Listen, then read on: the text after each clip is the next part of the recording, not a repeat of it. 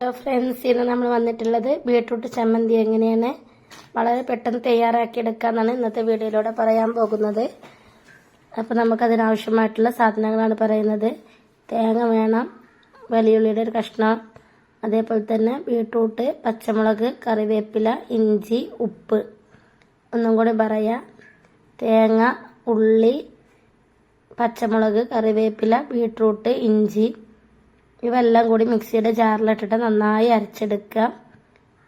അരച്ചെടുത്തതിന് ശേഷം നമ്മൾ ഒരു ചട്ടി ചൂടാക്കുക. ചട്ടിയിലോട്ട് ആവശ്യത്തിനുള്ള എണ്ണ ഒഴിച്ച് കൊടുക്കുക. എണ്ണ ഒഴിച്ചതിന് ശേഷം നമ്മൾ എണ്ണ ചൂടായി വരുമ്പോൾ കടുകിട്ട് കൊടുക്കണം.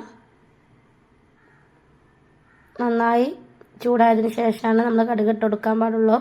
കടുക് പൊട്ടി വരുമ്പോഴേക്കും നമ്മൾ അതിലോട്ട് കറിവേപ്പില ഇട്ട് കൊടുക്കുക.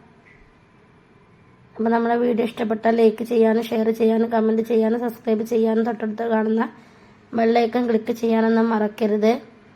ഇനി നമുക്ക് ഇതിലോട്ട് കറിവേപ്പില ഇട്ട് കൊടുക്കാം. കടുക് നന്നായി പൊട്ടി വരുന്നുണ്ട്.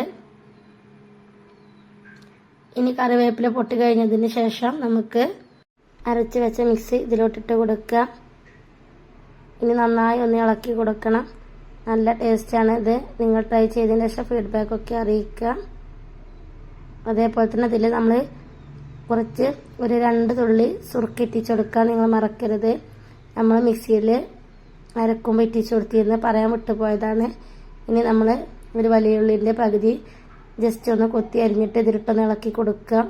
അപ്പോൾ താങ്ക് യു ഫോർ വാച്ചിങ്.